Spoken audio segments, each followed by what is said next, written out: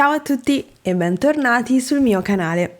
Oggi parliamo di che cosa fare per iniziare a guardare un film o una serie TV in italiano e cosa fare per iniziare a leggere un libro in italiano. Gli studenti si sentono intimiditi dal guardare un film, seguire una serie TV in italiano o leggere un romanzo in italiano perché hanno paura di non capire tutto. Però non si capirà mai tutto le prime volte che si comincia a guardare un film o a leggere un libro in italiano. È una cosa che si deve accettare, non si capirà tutto all'inizio e essere consapevoli di questo ci aiuta a non essere intimiditi all'inizio e ci permette di continuare a provare.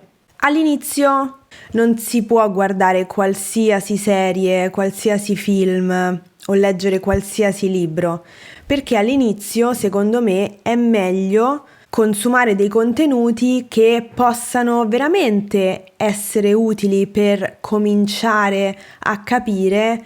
Quindi vi dico questo perché all'inizio, secondo me, è meglio tenersi a distanza dalle serie TV o dai film italiani famosi, soprattutto all'estero, perché spesso quelle serie TV, quei film, linguisticamente parlando, non sono per niente adatti per uno studente, per una studentessa che vuole iniziare a guardare qualcosa in italiano, perché di solito le serie TV o i film più famosi all'estero sono prevalentemente in dialetto o in lingua regionale. Penso a serie TV come Gomorra, Suburra, L'amica geniale, eccetera. Secondo me un ottimo modo per iniziare a guardare qualcosa in italiano è guardare un documentario,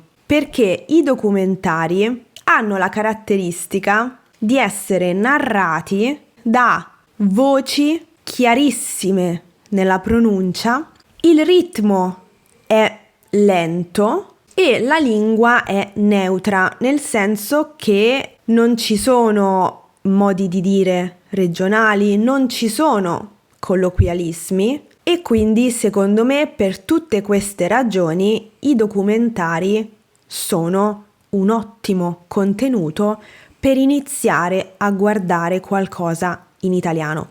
Vorrei farvi sentire un esempio. Su YouTube ci sono tanti documentari, ma ovviamente se voi avete un abbonamento a uno qualsiasi dei tanti servizi di streaming, potete scegliere ciò che più vi piace guardare, ciò che più attira la vostra attenzione. Nel profondo della foresta amazzonica giace un luogo talmente speciale che l'UNESCO l'ha dichiarato sito patrimonio dell'umanità. È la più grande foresta tropicale protetta del pianeta. Gli animali selvaggi che popolano questo luogo mi affascineranno per tutta la vita. Ma il cambiamento climatico minaccia ora di distruggerla per sempre. Ci sono cicli molto più estremi di quelli che eravamo abituati a vedere. La pronuncia è estremamente chiara, è una pronuncia italiana standard, quindi non ci sono accenti regionali. Bisogna cominciare sempre dal generico, dallo standard, per poi poter avvicinarsi a qualcosa di più locale, regionale, dal punto di vista linguistico. La famosa metafora dell'imbuto: si deve partire dalla cosa più generale, più standard, per poi andare nel dettaglio, nel particolare. Se non vi piacciono i documentari, un'altra opzione è quella di scegliere un film o una serie TV che vi piacciono e guardare la versione doppiata in italiano, per gli stessi motivi linguistici che vi ho detto prima riguardo ai documentari. In questo caso non dovete neanche preoccuparvi di capire che cosa succede nel film o nella serie TV, perché li conoscete già, avendoli già visti nella vostra lingua madre o in un'altra lingua. Quindi potete concentrarvi meglio sulla parte dei dialoghi, sulla lingua. Vi mostro anche qui un esempio. Questo è quello che ho trovato su internet. Anche qui, se avete un abbonamento a un servizio di streaming, potete poi scegliere il contenuto che più vi interessa. Questo è semplicemente un esempio per farvi capire meglio in contesto ciò di cui parlo io in teoria adesso. Arrivederci, signor Lindbergh. Aspetti un attimo. Le andrebbe di bere qualcosa? Beh, un caffè, volentieri. Un caffè. Bene, andiamo in cucina e ce lo facciamo. In questo caso la lingua è un po' più informale, perché come avete appena sentito andiamo in cucina e ce lo facciamo, ci facciamo un caffè, quindi c'è quest'uso pronominale del verbo fare, farsi un caffè, anziché fare un caffè, che è un uso tipico della lingua informale quando si fa qualcosa di piacevole. Però il modo di parlare e la pronuncia sono molto impostati, che è un'impostazione tipica dei film doppiati, dei film e delle serie TV doppiati, che, ripeto, è estremamente utile per studenti che iniziano a guardare un contenuto in italiano. E come avete potuto sentire, anche il ritmo della conversazione favorisce la comprensione. Non è una battuta dopo l'altra, ma ci sono dei secondi che passano tra una battuta e l'altra, il che favorisce la comprensione. Questi sono i miei consigli per quanto riguarda film, serie TV e documentari, quindi contenuti audio-video. Passiamo ora ai romanzi, ai libri, perché anche i libri sono un elemento fondamentale per studiare una lingua straniera. Per iniziare si può scegliere di leggere una lettura graduata, che può essere un racconto originale oppure una versione semplificata di un classico della letteratura italiana. Questi libri sono organizzati in modo tale da avere un testo, quindi una parte di lettura, e poi alla fine di ogni capitolo ci sono degli esercizi di comprensione.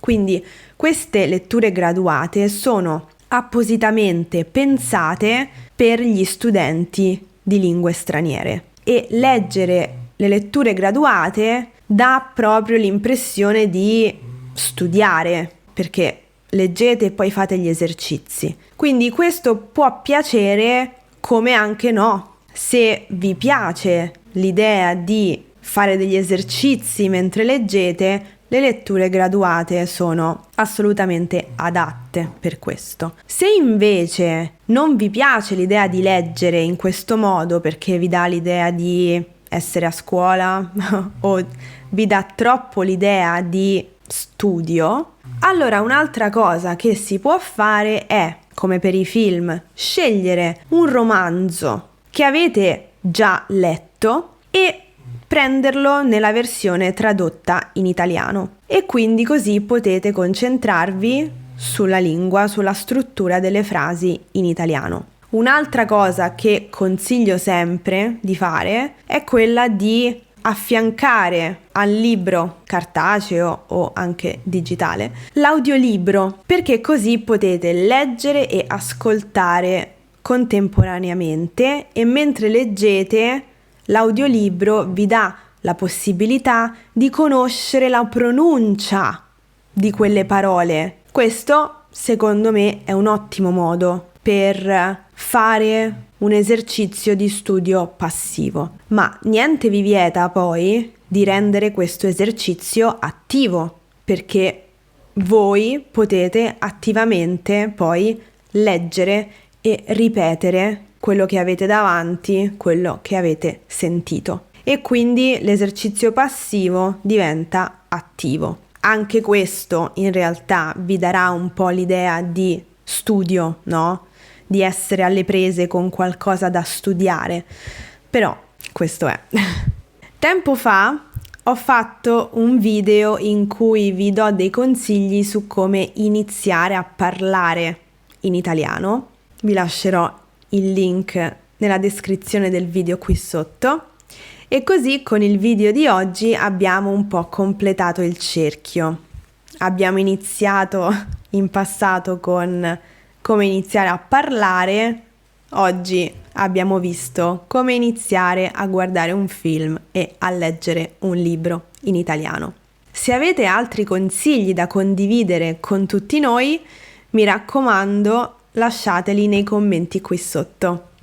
Io vi ringrazio per aver guardato questo video e vi do appuntamento al prossimo. A presto! Ciao!